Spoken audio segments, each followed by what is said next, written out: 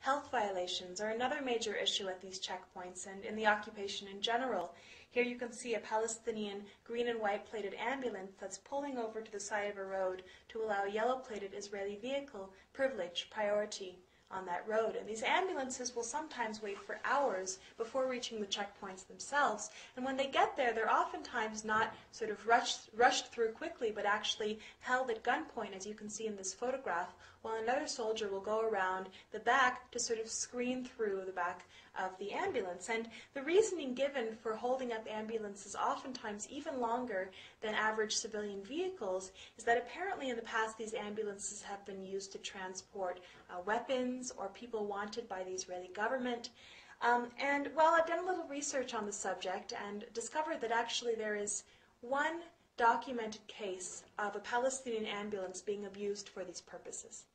But even if they were being used for these purposes, even if that was the case, remember that this Palestinian ambulance is traveling from a Palestinian village to a Palestinian city.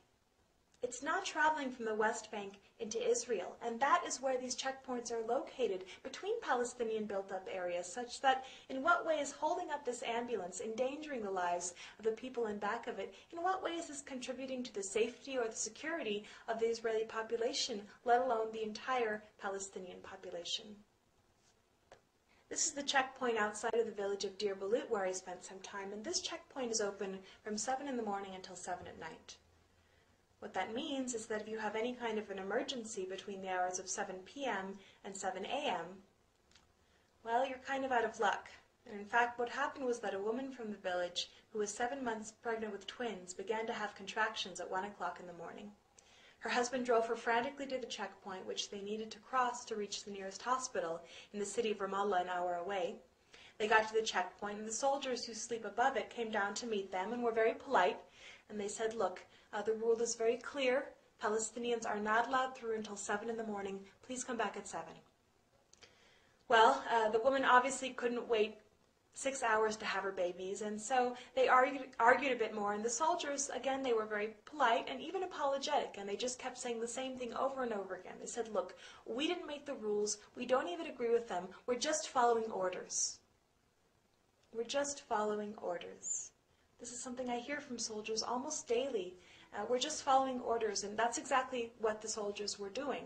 At that point, the husband decided to call an ambulance to come from Ramallah City, an hour away, to the checkpoint, so that all it would take would be for his wife to walk by foot from her own vehicle across the checkpoint to the ambulance. Ambulance arrives an hour later, and the soldiers come down shaking their heads, and they say, look, it doesn't matter if you're going by foot or by car, you're still Palestinian, it's still the middle of the night, you still can't cross. At that point, they're sort of tearing their hair out, and the husband decides to call all of his friends, and he, like many Palestinians, had actually worked in Israel, speaks Hebrew, and was able to contact an Israeli friend that had a connection to the army that was high enough such that they were able to get this woman permission to cross the checkpoint and to get to the hospital. The soldiers allowed her through. They wouldn't allow her husband to go with her. She got to the ambulance and immediately began to give birth to the twins. And the twins were born, both of them alive and basically healthy, except, of course, that they were 2 months premature. And because they were premature, they were in desperate need of hospital attention. And because they were an hour away on a bumpy road in the middle of the night, having waited almost 2 hours at the checkpoint, they weren't able to reach the hospital in time. And because of this, both of this woman's babies died.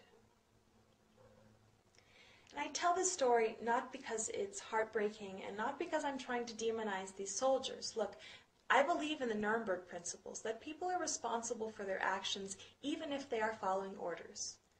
That said, what I think is the greatest crime of all is not so much the acts of the individual soldiers who might be nicer or meaner, but the system itself. The fact that things are structured this way such that there are even soldiers there to begin with who control whether or not a person can go to the hospital. That to me is the greatest crime.